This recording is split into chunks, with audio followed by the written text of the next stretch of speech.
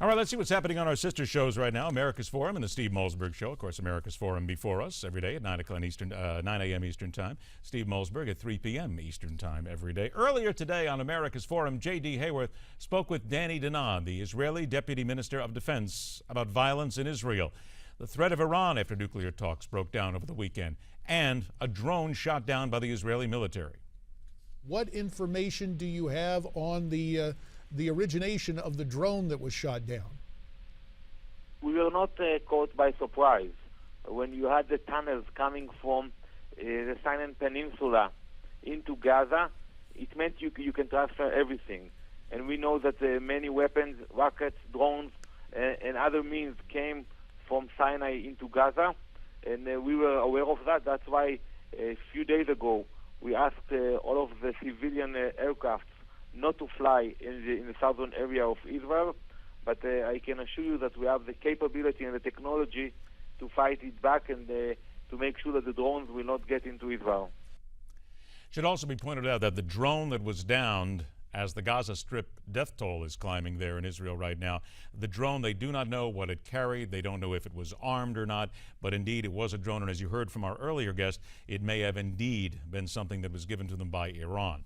All right, more coming up on that story, of course, as we follow it. Now from Friday's Steve Malzberg Show, House Foreign Affairs Committee member, Arizona Republican Congressman Matt Salmon, discussing the border crisis with Steve.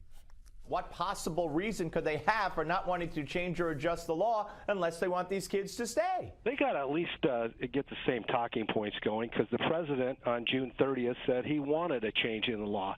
And now these guys, you talk about the Keystone Cops.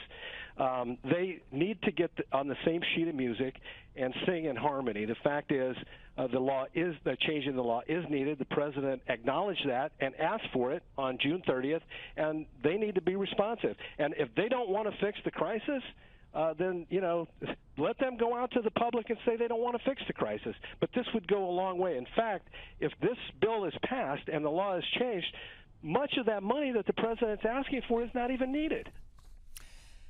Now, the money that he talked about is something that we'll talk about all day long right here on Newsmax. 9 a.m. Eastern Time, it's America's Forum with J.D. Hayworth. 12 noon Eastern Time, yours truly with MidPoint. And then 3 o'clock, it is the Steve Malzberg Show with Steve Malzberg, right back here on the Newsmax TV network. Point to make here regarding that money that he spoke about.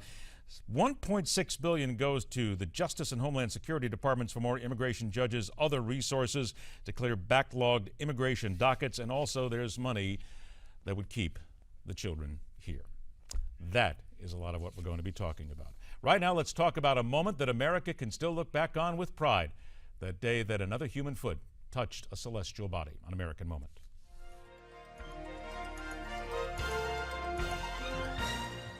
I believe that this nation should commit itself to achieving the goal, before this decade is out, of landing a man on the moon and returning him safely to the earth.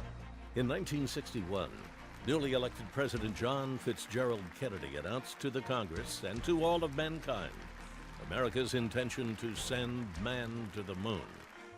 Previously restricted to the realm of science fiction, the president's commitment set in motion an unprecedented effort to fulfill one of man's oldest dreams.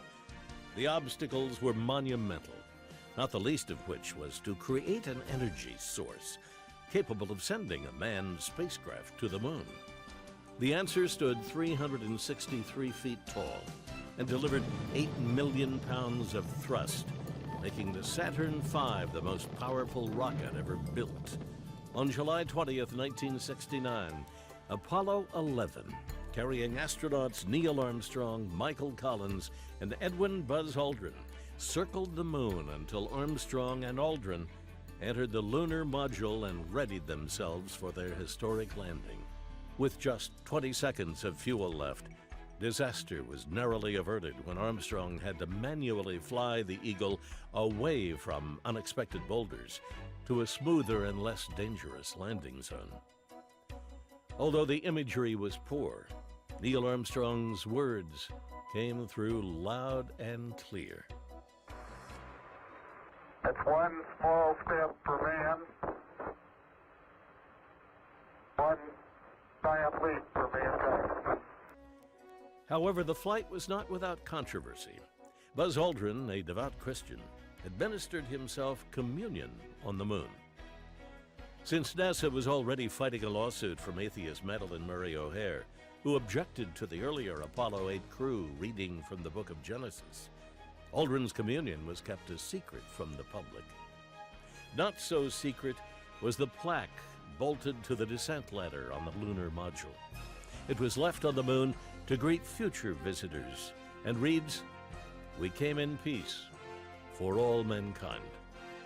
For Newsmax TV, I'm Bill Curtis, and this is an American Moment.